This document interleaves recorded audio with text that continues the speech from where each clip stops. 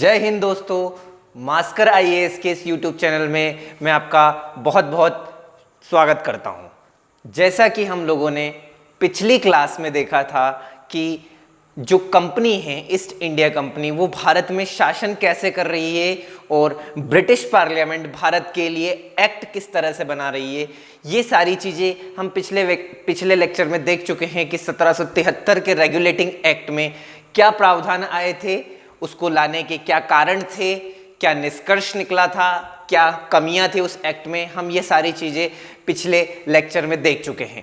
उसके अलावा जो मुख्य और एक्ट थे, जैसे कि 1781 का सेटलमेंट एक्ट, जिसे आप संशोधनात्मक अधिनियम भी कहते हैं, और 1784 का पिट्स इंडिया एक्ट, यहाँ तक हमने जो है कल की क्लास में सारा कवर कर लिया था। उसके बाद जो आज का हमारा सेगमेंट है, इस सेगमेंट में हम आगे के जो एक्ट्स हैं उनको पढ़ेंगे। जैसे कि मैंने आपको कल कहा था कि हम 1786 का स्पेशल एक्ट पढ़ेंगे, स्पेशल अधिनियम पढ़ेंगे कि वो क्यों आया था। तो इसी कड़ी में आज का जो हमारा लेक्चर है वो 1786 के विशेष अधिनियम पर बेस्ड है। इसके आगे के भी और भी एक्ट आज हम कंप्लीट करेंगे। 1786 का विशेष अधिनियम, इसके कारण भी देखेंगे, हम इसके क्या क्या कारण थे, क्या क्या प्रमुख प्रावधान थे, क्या क्या निष्कर्ष थे। मैं एक बात और आपको बता दूं कि हम पॉलिटी पढ़ रहे हैं। क्या पढ़ रहे हैं? पॉलिटी एंड गवर्नेंस पढ़ रहे हैं। Polity and governance and constitution ये आपके जीएस के पेपर 2 का पार्ट है और इसकी यूनिट 1 हम लोग कंटिन्यू कर रहे हैं। हमारी जो प्रिपरेशन है वो मेंस ओरिएंटेड है। मैं आपको पहले ही बता दूं कि मेंस ओरिएंटेड हम प्रिपरेशन कर रहे हैं। तो मैं आपको एक सलाह और देता जाऊंगा यहां पर कि जो चीजें हम पढ़ रहे हैं, जो चीजें हमने पिछली क्लास में पढ़ी है, जो उसका कंक्लूजन निकलता है, आप उससे एक क्वेश्चन बनाइए और उस क्वेश्चन को लिखिए। क्योंकि जब आप लिखने की आदत डाल लेंगे, मेरे हिसाब से अगर आप प्री क्वालिफाई कर लेते हैं तो मेंस आपकी आंसर राइटिंग पे ही डिपेंड करती है। और आप अगर प्री क्वालिफाई होने के बाद अगर आपने 4000 से 5000 आंसर्स लिखे हैं हिंदी मीडियम में, तभी जाकर मैं कह सकता हूं कि आप एक अच्छी रैंक सिक्योर कर सकते हैं यूपीएससी में। तो आप मेरी इस बात को ध्यान में रखते हुए चलिएगा कि प्री के जो इंपॉर्टेंट फैक्ट्स है आप उनको पहले ही फैक्टराइज कर लीजिए। उसके बाद आज करंट की जो डिमांड है उसके हिसाब से कोई पॉइंट ऐसा लगता है, कोई सेगमेंट ऐसा लगता है, तो आप उसको वहां से उठा के उसको हाईलाइट कर सकते हैं, ताकि उन चीजों को आपको करंट अफेयर्स के लिए अलग से प्रिपेयर करने की जरूरत नहीं पड़े, यही आपका काम हो जाए। ठीक है, तो 1786 का जो विशेष अधिनियम है, इसके कारण देखेंगे, इसके प्रावधान देखेंगे, इसके निष्कर्ष देखेंगे। 1786 का जो विशेष अधिनियम है वो जो है इन भाई साहब के लिए लाया गया था। कारण ही यही भाई साहब थे। ये भाई साहब हैं लॉर्ड कॉर्नवालिस। ये भाई साहब हैं लॉर्ड कॉर्नवालिस। बड़े बहादुर आदमी थे ये, ऐसा मेरे पिताजी बताया करते थे, बड़े बहादुर आदमी थे। इन्होंने 1781 में अमेरिका में युद्ध किया था। कोई कारणवश वो युद्ध हार गए थे, लेकिन इन्हें बड़ा सुधारवादी इंसान माना जाता था और इनको भारत लाने के लिए ब्रिटिश पार्लियामेंट बहुत आतुर था। उसे एक एक्ट लाना पड़ा। उस एक्ट को ही आप क्या कहते हैं? 1786 का विशेष अधिनियम कहते हैं। इस अधिनियम के क्या कारण थे? तो पहला कारण मैं यहां पे आपको कह सकता हूं कि लॉर्ड कॉर्नवालिस भाई साहब के लिए इस एक्ट को लाया गया था। लॉर्ड कॉर्नवालिस भाई साहब के लिए इस एक्ट को लाया गया था। कॉर्नवालिस के लिए को भारत लाने के लिए इस एक्ट को लाया गया था। दूसरी बात अगर मैं बताऊं आपको, तो कंपनी जो है, इससे पहले के एक्ट में हमने समझा था, 1784 के पिट्स इंडिया एक्ट में समझा था कि कैसे जो है शक्तियां अलग अलग हो रही थी। तो यहां पे वो जो गवर्नर जनरल है, गवर्नर जनरल की शक्ति में विस्तार करना चाहते हैं, गवर्नर जनरल की शक्तियों में विस्तार करना चाहते हैं, इसलिए वो इन भाई साहब को लेके आ रहे हैं। गवर्नर जनरल की शक्तियों में विस्तार, ये शक्तियों का विस्तार करना चाहते हैं। ठीक है, तो मुझे जहां तक लगते हैं ये 2 महत्वपूर्ण कारण है जिसकी वजह से भारत के लिए इस एक्ट को लाया गया, जिसे आप क्या कहते हैं? 1786 का विशेष अधिनियम कहते हैं। तो कारण समझ में आ गया कि लॉर्ड कॉर्नवालिस के लिए इस एक्ट को लाया गया। दूसरी बात, जो ब्रिटेन की पार्लियामेंट है, जो क्राउन है, वो ये चाहता था कि कहीं ना कहीं भारत में जो गवर्नर जनरल है उसकी शक्तियों का एक्सपांशन हो, विस्तार हो। तो ये इसके प्रमुख कारण निकल कर आते हैं। दूसरी मुख्य बात, प्रावधान समझते हैं। तो प्रावधान, अगर पहले प्रावधान की मैं बात करूं तो पहला प्रावधान ये था कि जो भाई साहब आ रहे हैं, कौन भाई साहब, जो भाई साहब आ रहे हैं लॉर्ड कॉर्नवालिस, अब इनको वो तो लेके आ रही है, क्राउन तो लेके आ रहे हैं, ब्रिटेन की पार्लियामेंट तो लेके आ रहे हैं, पर ये भाई साहब क्या कह रहे हैं, जाऊंगा तो एक शर्त पे जाऊंगा। क्या शर्त है? पहली शर्त मेरी ये है कि आप मेरे को गवर्नर जनरल तो बना रहे हो, ठीक है, मेरे को कोई प्रॉब्लम नहीं, मैं बंगाल का गवर्नर जनरल बनने को तैयार हूं, मेरे को कोई प्रॉब्लम नहीं है बंगाल का गवर्नर जनरल बनने में, लेकिन ये जो आपके जो गवर्नर जनरल की परिषद है, मैं इसमें क्या करना चाहूंगा, इसकी सलाह के लिए बाध्य नहीं रहूंगा, इसकी सलाह के लिए बाध्य नहीं रहूंगा। तो इसकी सलाह के लिए बाध्य नहीं रहूंगा, इसका मतलब गवर्नर जनरल और उसकी परिषद प्लस उसकी परिषद से मैं स्वतंत्र रहूंगा। क्या रहूंगा? स्वतंत्र रहूंगा, मतलब मैं डिसीजन खुद लूंगा, मेरे को कोई बहुमत से मतलब नहीं है कि 5 लोग हम हो गए तो 3 किस टाइप से डिसीजन देंगे, 2 किस टाइप से, मैं जो बोल दूं वही ठीक रहेगा। ऐसा किनका मानना था? लॉर्ड कॉर्नवालिस का मानना था। तो कहीं ना कहीं आज के परसेप्शन से हम ये समझ सकते हैं कि ये वीटो पावर की बात कर रहा है। किसकी बात कर रहा है? वीटो पावर की बात कर रहा है। क्या ये आज के कॉन्स्टिट्यूशन से हमें समझ में नहीं आता है कि मैं डिसीजन लूं, इसका मतलब क्या है? वीटो पावर है। तो यहां से पहला पॉइंट निकल के आता है कि गवर्नर जनरल और उसकी परिषद से ये भाई साहब स्वतंत्र होना चाहते थे कि डिसीजन कौन लेगा? अपू नहीं लेगा, बात खत्म। ठीक है, नेक्स्ट चीज जो हमारे सामने निकल के आती है वो ये आती है कि ये भाई साहब क्या चाहते थे कि गवर्नर जनरल भी हो, गवर्नर जनरल भी हो और सेना के कमांडर इन चीफ भी हो। जो सेना है उसके कमांडर इन चीफ भी हो, मतलब मुख्य सेनापति भी यही हो, कमांडर इन चीफ भी हो ये भाई साहब। क्या हो? कमांडर इन चीफ भी हो। कौन? लॉर्ड कॉर्नवालिस भाई साहब। मतलब गवर्नर जनरल तो रहूं ही रहूं, सेना को कहां जाना है, क्या करना है, किस पे आक्रमण करना है, अवध को कब कब्जा करना है, बंगाल से जो है हैदराबाद को कब छीनना है, ये भी कौन डिसाइड करेगा? यही भाई साहब डिसाइड करेगा। तो इसने अपनी 2 कंडीशन बता दी, तभी मैं भारत जाऊंगा, नहीं तो भारत नहीं जाऊंगा। और 1786 के विशेष अधिनियम में इन बातों को माना गया और ये एक्ट जब आया तो इन दोनों महत्वपूर्ण प्रावधान के साथ आया, जिनको हम आज भी पढ़ते हैं। और ये बहुत ही महत्वपूर्ण बात है जो हम बहुत सीरियसली तरीके से नहीं लेते हैं, क्योंकि इसी से कभी कभार प्रीलिम्स में फैक्ट्स बन जाते हैं, प्रीलिम्स से क्वेश्चन बन जाते हैं। तो प्रावधान आई होप सो कि आप समझ गए होंगे कि क्या 1786 के विशेष अधिनियम में थे। लॉर्ड कॉर्नवालिस भाई साहब के लिए एक्ट आया था। तो अगर अब मैं अगली बात करूं तो निष्कर्ष क्या निकलता है? ये भाई साहब आ तो गए, निष्कर्ष क्या?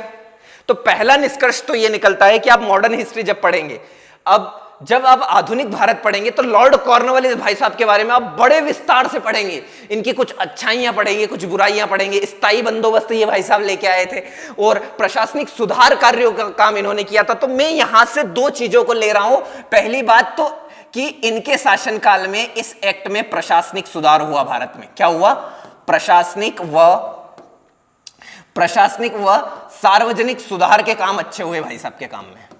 ठीक है, तो इस एक्ट से पहला निष्कर्ष ये निकल के आता है, इस एक्ट से पहला निष्कर्ष ये निकल के आता है कि प्रशासनिक व सार्वजनिक सुधार हुए इन भाई साहब के कार्यकाल में। ठीक है, तो कुछ समझना बहुत जरूरी है। मैं आपको बार बार ये बातें बताता हूं, मैं कहता हूं कि यूपीएससी जो है वो एक मैराथन के जैसे है। इसमें सबसे इंपॉर्टेंट चीज जो है वो है डिसिप्लिन।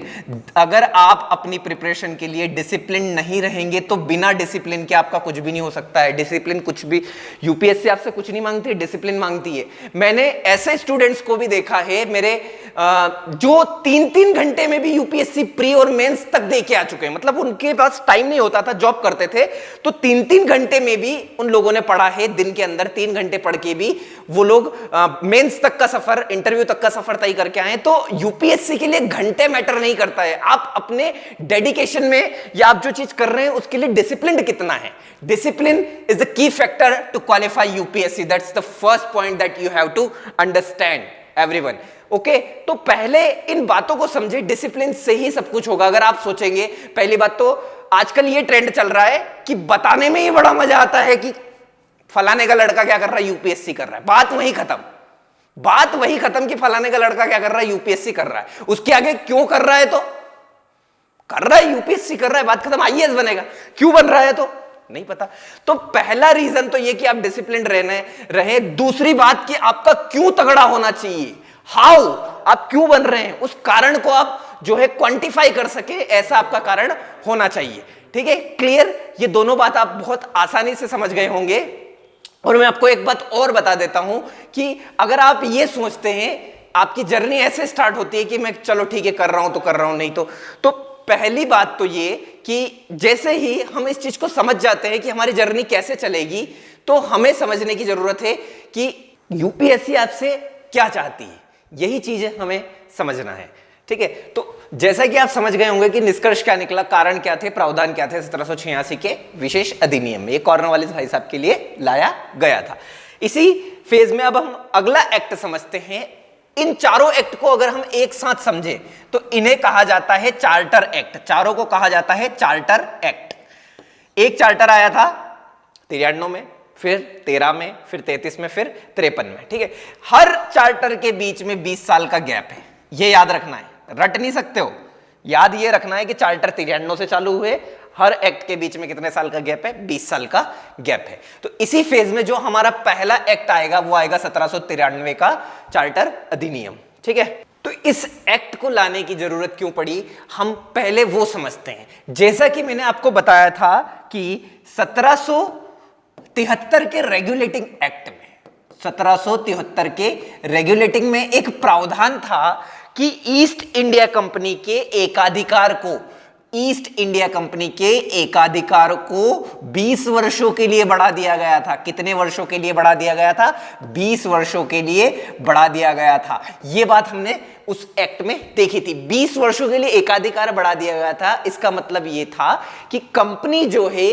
वो 20 वर्ष के लिए व्यापार भी अकेली ही करेगी, इसका कोई भी कॉम्पिटिटर वहां पर नहीं होगा, भारत में नहीं होगा। दूसरी बात, राजनीतिक मामले, प्रशासनिक मामले भी कंपनी ही देखेगी, यह भी इस एक्ट में था। तो 1773 से 20 वर्ष अगर हम आगे जाएं तो अगला एक्ट आना चाहिए 1793 में, जिसे आप कहते हैं चार्टर एक्ट। क्या कहते हैं, चार्टर एक्ट। तो चार्टर एक्ट अब आप शायद अच्छे तरीके से रिलेट कर पाएं कि इसको क्यों लाया गया। तो पहला कारण तो हम यहां से ही समझ लेंगे कि 20 वर्ष पूरे हो गए तो इसको रिन्यू करा गया, इस एक्ट को क्या किया गया, रिन्यू किया गया।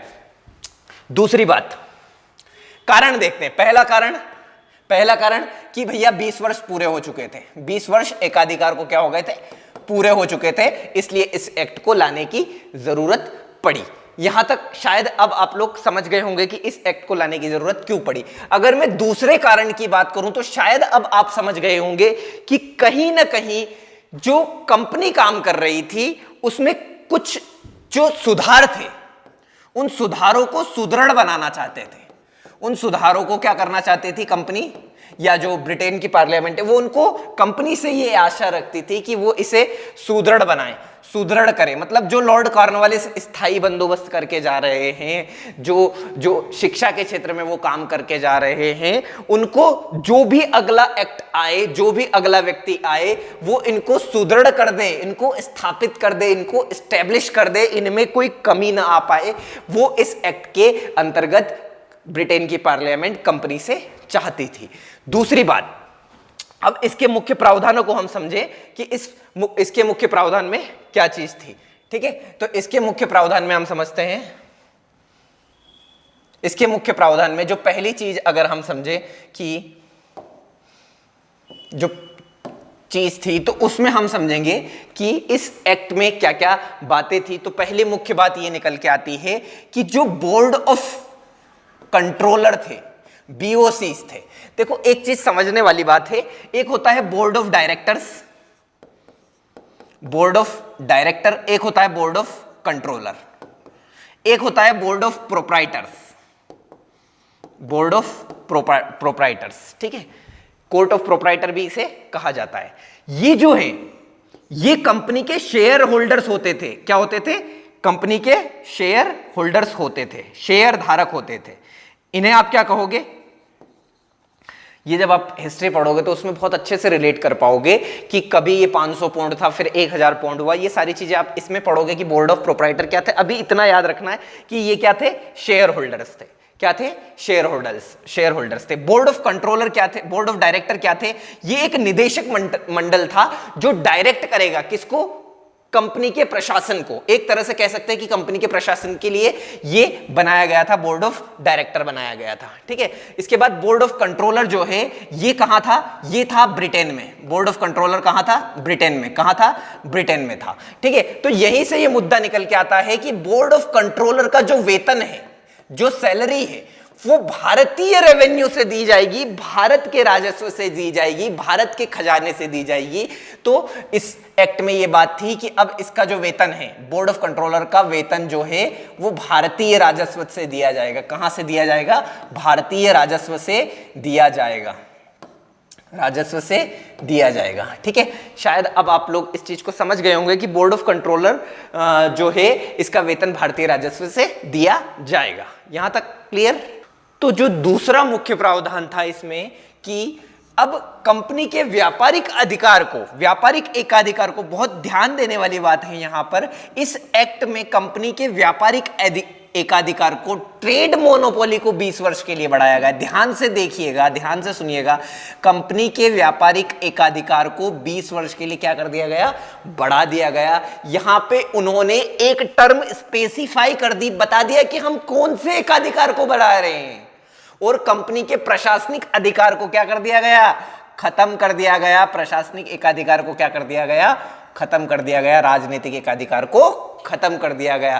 तो जो मेन और मुख्य बात हमारे सामने आज यहां निकल के आ रही है कि कंपनी पर कमांड होनी स्टार्ट हो रही है। किसकी? क्राउन की। कि भैया अब तो आप व्यापार करो, राजनीतिक और राजस्व से संबंधित सारे काम हम देख लेंगे, प्रशासनिक काम हम देख लेंगे। तो ये दो मुख्य प्रावधान इस एक्ट से निकल के आते हैं कि बोर्ड ऑफ कंट्रोलर का जो वेतन है वो भारतीय राजस्व से दिया जाएगा, व्यापारिक एकाधिकार को 20 वर्ष के लिए बढ़ा दिया गया, ट्रेड मोनोपोली को 20 वर्ष के लिए बढ़ा दिया गया। तो ओवरऑल अगर मैं बात करूं तो इससे क्या निष्कर्ष निकलता है? तो इससे पहला निष्कर्ष ये निकलता है कि इस एक्ट का कोई संवैधानिक महत्व नहीं था। पहली बात मैं आपको बता दूं कि इस एक्ट का, इस अधिनियम का कोई संवैधानिक महत्व नहीं था। अगर आज के पर्सपेक्टिव से हम समझें तो कोई संवैधानिक महत्व नहीं था। ठीक है, पहली बात हम यहां मान के चले। दूसरी बात ये हो रही है यहां पर, दूसरी सबसे मुख्य बात हमारे सामने ये निकल के आ रही है कि कंपनी जो है वो भारत को, भारत के आर्थिक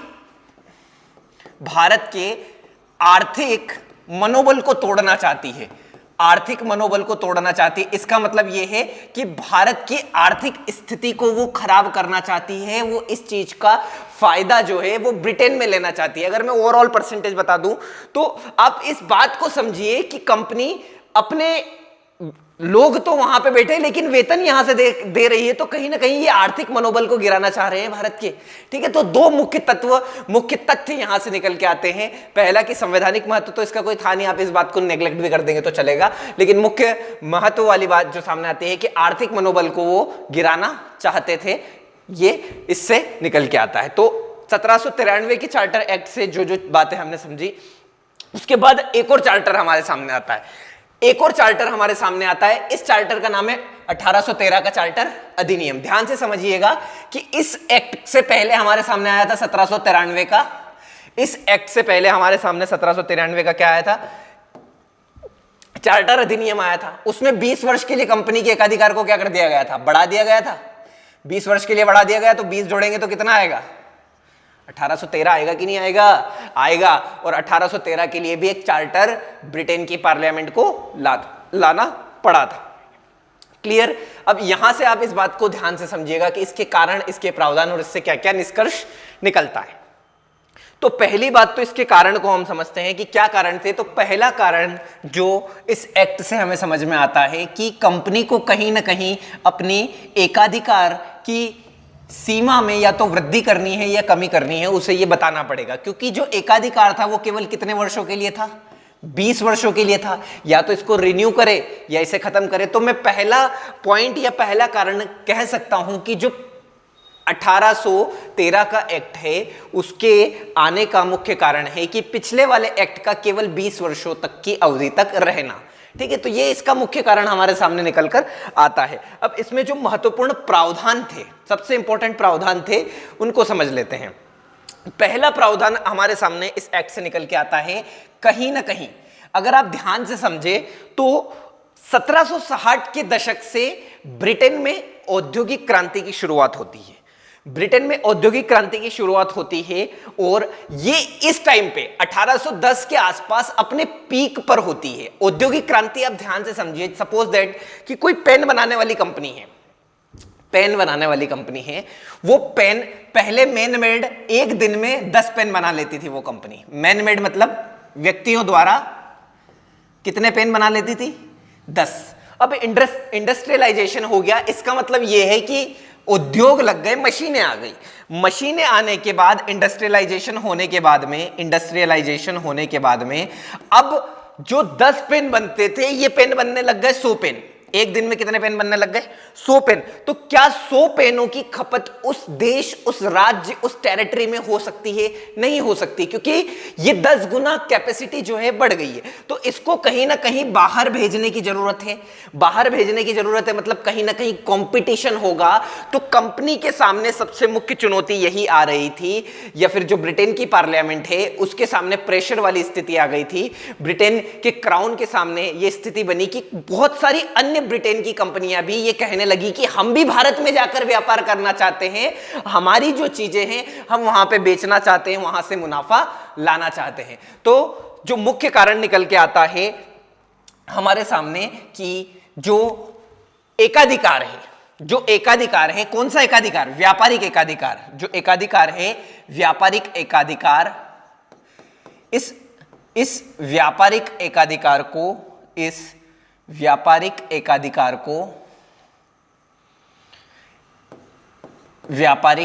एकाधिकार को ध्यान से इस शब्द को समझिएगा। इस व्यापारिक एकाधिकार में कमी कर दी गई, या मैं कह सकता हूं इस व्यापारिक एकाधिकार को खत्म कर दिया गया। पहली बात ध्यान से समझिए, इस एकाधिकार को खत्म कर दिया गया। कंपनी को केवल 2 चीजों के लिए व्यापार की अनुमति थी। पहली बात तो चीन के साथ चाय की व्यापार, ध्यान से समझिएगा। व्यापार किसके साथ? चीन के साथ। और काय का व्यापार? चाय का व्यापार। भाई साहब ध्यान से समझिएगा, चीन के साथ चाय का व्यापार आप कर सकते हो, बाकी सारे व्यापार जो हैं आपके खत्म कर दिए जाएंगे। तो कितनी ही बार यूपीएससी ने गुमराह किया है कि व्यापारिक एकाधिकार कब खत्म हुआ था? तो जब खत्म हुआ तो खत्म होने की बात आ रही है तो ये आएगा 1813 का। और जब वो कहे कि पूर्णतः, मतलब चाय भी नहीं और चीन भी नहीं, ठीक है, बनी तो बनी, अब्दुल गनी वाला मामला नहीं होना चाहिए। चाय भी नहीं और चीन भी नहीं, मतलब ये दोनों भी खत्म कर दे, तब होगा पूर्णतः खत्म। तो जब पूर्णतः खत्म लिखा हुआ आ जाए तब ये एक्ट नहीं होगा, तब वहां होगा 1833 का एक्ट। ध्यान से समझिएगा इस बात को, ठीक है। तो यहां तक अगर आप इस चीज को ध्यान से समझ गए होंगे तो इन दोनों क्वेश्चंस में आप कभी भी कंफ्यूज नहीं होंगे। यहां पे एकाधिकार को खत्म करने की बात हुई तो हाँ, हो गया भैया, व्यापारिक एकाधिकार खत्म हो गया। एकाधिकार का मतलब क्या कि अब आपके अलावा भी कोई और होगा वो एकाधिकार, कोई और नहीं होगा वो एकाधिकार। और अगर खत्म हो गया मतलब आपके अलावा कोई और भी आ गया, तो भैया इनके अलावा, ईस्ट इंडिया कंपनी के अलावा और भी तो बहुत सारे लोग और भी बहुत सारी कंपनीज भारत में व्यापार करने के लिए आ गई थी। केवल इनको चीन और चाय के साथ व्यापार, चीन के साथ चाय का व्यापार करने की अनुमति थी।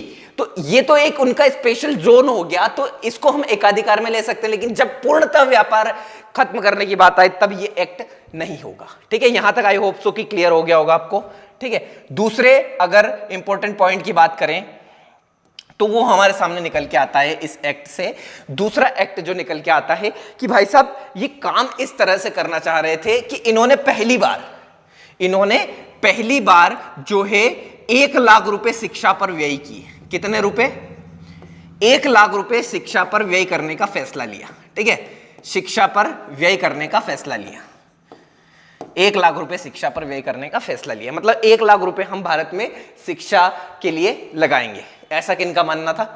इस एक्ट के माध्यम से क्राउन या ब्रिटेन की पार्लियामेंट का मानना था। ठीक है, दूसरी मुख्य बात यहां से निकल के आती है, दूसरी मुख्य बात यहां से निकल के आती है कि इस समय, इस एक्ट के समय अब भारत में ईसाई मिशनरियों को छूट दी जाएगी।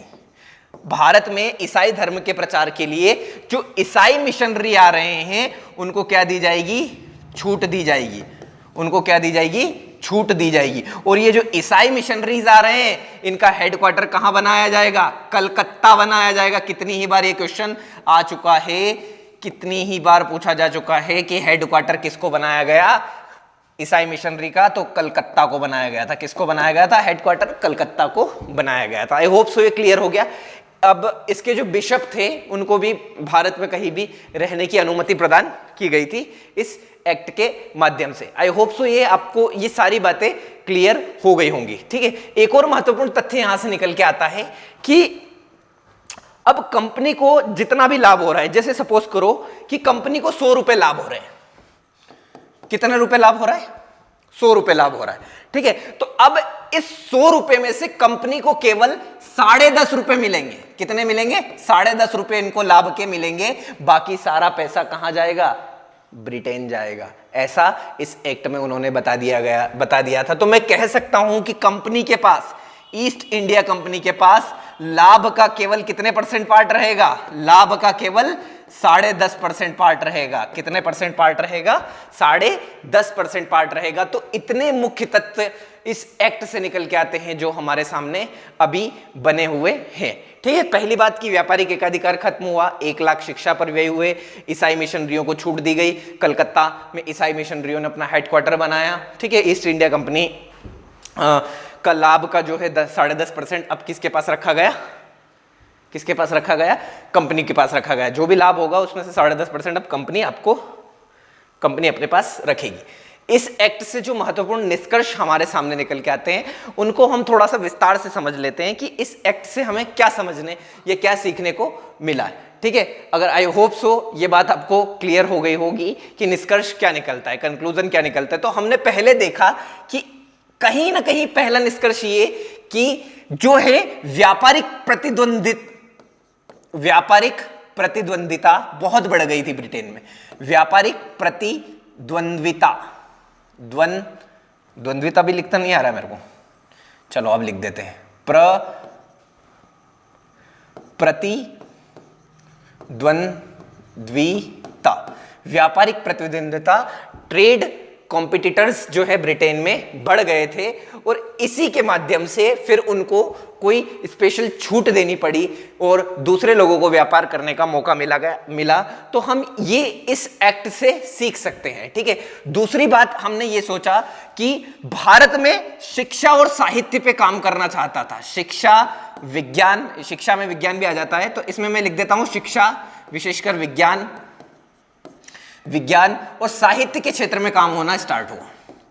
साहित्य के क्षेत्र में काम होना स्टार्ट हुआ। तो ये 2 मुख्य निष्कर्ष हमारे सामने इस एक्ट से अभी तक निकल के आए हैं। तो आई होप सो आप इस चीज को बहुत अच्छे से समझ गए होंगे कि 1813 का चार्टर एक्ट क्यों आया, इससे पहले वाला 1793 का चार्टर एक्ट क्यों आया, ठीक है, 1786 का विशेष अधिनियम क्यों आया। तो ये सारी बातें हमने एक फेज में, एक कैटेगरी में समझी है। तो आप इस चीज को बहुत अच्छे से समझ गए होंगे। अभी तक हमने जितने भी एक्ट समझे, एक बार उनका थोड़ा संक्षिप्त में वर्णन देख लेते हैं कि कौन सा एक्ट क्या चाहता है, ताकि हम चीजों को रिवाइज कर सके। सबसे पहला एक्ट हमारे सामने आता है 1773 का रेगुलेटिंग एक्ट। 1773 का रेगुलेटिंग एक्ट, इस एक्ट में क्या क्या था मैं थोड़ा सा फास्ट बताऊंगा, आप लोग थोड़ा सा रिवाइज करने की कोशिश कीजिएगा। इस एक्ट में जो मुख्य बातें थी वो ये थी कि जो है एक परिषद बनेगी जो कि बंगाल के गवर्नर जनरल को क्या देगी, सलाह देगी। ठीक है, तो कह सकते हैं नियुक्ति मंडल बना, परिषद बनी। दूसरी बात इसमें कि बंगाल का जो गवर्नर है उसको जनरलाइज करके बंगाल का गवर्नर जनरल बना दिया और उसको 2 और अन्य प्रेसिडेंसीज दी गई, मद्रास और कौन सी प्रेसिडेंसी, मद्रास और बंबई प्रेसिडेंसीज दी गई। तो पहली बात हमारे सामने निकल के आती है कि गवर्नर जनरल ऑफ बंगाल बना। क्या बना? गवर्नर जनरल ऑफ बंगाल या बंगाल बना इस एक्ट में। दूसरी बात हमारे सामने निकल के आती है क्या की परिषद बनी, गवर्नर जनरल प्लस उसकी परिषद, गवर्नर जनरल और उसकी परिषद बनी। इसमें 4 सदस्य थे, ठीक है। बहुमत वाली बातें, सारी बातें अब ये क्लियर कर ही चुके होंगे। कलकत्ता में हाई कोर्ट बनी थी, कलकत्ता में क्या बनी थी? हाई कोर्ट बनी थी। ये सारी चीजें हम देख चुके हैं, ठीक है। इसके बाद में जो एक्ट आता था 1781 का सेटलमेंट एक्ट, संशोधनात्मक अधिनियम।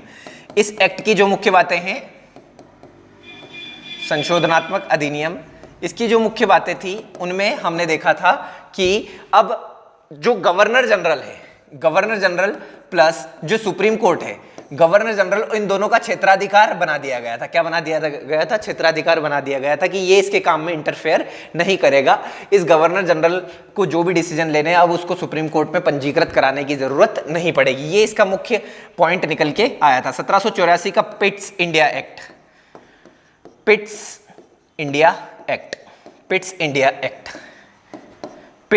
एक्ट से जो मुख्य बातें हमारे सामने निकल के आई थी वो ये निकल के आई थी कि ये विलियम पिट्स द यंगर एक प्रधानमंत्री थे, उनके नाम का एक एक्ट था। इसमें जो बातें वो बताना चाह रहे थे वो ये बताना चाह रहे थे कि भारत के लिए वो जो एक अधिनियम बनाना चाहते थे, इससे पहले जैसे मैंने बताया था आपको कि east India bill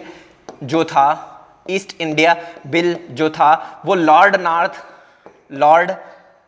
north plus James Fox की गवर्नमेंट ने मिलकर बनाया था। लेकिन ये जो बिल है ये एक्ट नहीं बन पाया था, इसके कारण इसकी सरकार गिर गई थी और पिट्स आए थे, पिट्स ने इस एक्ट को बनाया था। इस एक्ट में कोई ऐसी इंपॉर्टेंट बात हमारे सामने निकल के अभी तक आई नहीं, इसकी कमियों को ही ये दूर करने की बातें बता रहा था, ठीक है, क्लियर। नेक्स्ट जो हमारे सामने चीज आती थी कि 1786 का विशेष अधिनियम, 1786 का विशेष अधिनियम। 1786 के विशेष अधिनियम में हम समझेंगे कि क्या क्या इस चीज में था। 1786 का विशेष अधिनियम, इस विशेष अधिनियम से विशेष अधिनियम ये कॉर्नवालिस भाई साहब के लिए लेके आया गया था। किसके लिए लेके आया गया था? कॉर्नवालिस भाई साहब के लिए लेके आया गया था। इनको भारत का क्या बनाना चाहते थे? क्राउन गवर्नर जनरल बनाना चाहते थे। इन भाई साहब ने कुछ मांग भी रखी थी कि मेरे को आप क्या बनाओ, मेरे को मुख्य सेनापति बनाओ, कमांडर इन चीफ बनाओ। उसके बाद इसको वीटो पावर दी गई थी। ये सारी बातें इस एक्ट में थी। इसके बाद चार्टर्स स्टार्ट हो गए थे। 1793 का चार्टर अधिनियम, 1793 का चार्टर अधिनियम। शायद आप इस बात को समझ गए होंगे कि यहाँ पे कंपनी के एकाधिकारों में कमी स्टार्ट हो गई थी। क्या हो गई थी? एकाधिकारों में कमी स्टार्ट हो गई थी। एकाधिकारों में क्या कमी स्टार्ट हो गई थी? कमी स्टार्ट हो गई थी, ठीक है। उसके बाद एक और एक्ट हमने देखा था 1813 का चार्टर अधिनियम, 1813 का चार्टर अधिनियम। इस अधिनियम में कंपनी के व्यापारिक एकाधिकार को, व्यापारिक, इसमें एक बात और क्वांटिफाई कर दूं, मैं आपको समझा दूं थोड़ा सा कि व्यापारिक अधिकार को 20 साल के लिए बढ़ा दिया गया था। व्यापारिक अधिकार को कितने साल के लिए? 20 साल के लिए बढ़ा दिया गया था। यहां पे क्या किया गया था? कंपनी के व्यापारिक अधिकार में कमी कर दी गई थी या खत्म कर दिया गया था इसे। केवल कंपनी चीन के साथ चाय का व्यापार कर सकती थी। क्या कर सकती थी? चीन के साथ चाय का व्यापार कर सकती थी। बस इतना आपको याद रखना है। इसमें मैंने सारी बातें आपको बता दी कि ईसाई मिशनरी को भारत में लाया गया, उनका हेडक्वार्टर कलकत्ता को बनाया गया। उसके बाद में 1 लाख रुपए शिक्षा पर व्यय किया गया। ये सारी बातें हमने इस एक्ट में देख ली है। ये आप एक बार और रिवाइज कर ले तो अच्छा रहेगा। तो इस लेक्चर की जो जो मुख्य बातें थी वो हमने देखी, और मैं आपसे यही चाहता हूं कि आप अपने नोट्स को इस टाइप से बनाएं ताकि जब आप रिवाइज करें, देखो सबसे की फैक्टर है कि एक बुक या एक बार आपने जो नोट्स बनाए उनको जितना मल्टीपल टाइम आप रिवाइज कर लेंगे वो फार बेटर रहेगा किसी एक बुक को पढ़ने या कई बुक्स को पढ़ने से अच्छा रहेगा, ठीक है। तो इस लेक्चर के लिए मैं आपसे यही रिक्वेस्ट करूंगा कि जिन भी नीडी एस्पिरेंट्स को यूपीएससी की प्रिपरेशन करना है वो मास्कर आईएएस के साथ कर सकते हैं, क्योंकि अभी तक तो हम फ्री हैं, अफोर्डेबल हैं आपके लिए। आप इस प्रिपरेशन को, इस जर्नी को एक नए तरीके से कर सकते हैं, अपनी अप्रोच को डिफाइन कर सकते हैं कि यूपीएससी डिमांड क्या करती है, क्या कर रही है और उसकी सप्लाई आपको कैसे करना है। तो आई होप सो आप मास्कर आईएएस के इस चैनल को सब्सक्राइब करेंगे, वीडियो को लाइक करेंगे। तो थैंक यू वेरी मच।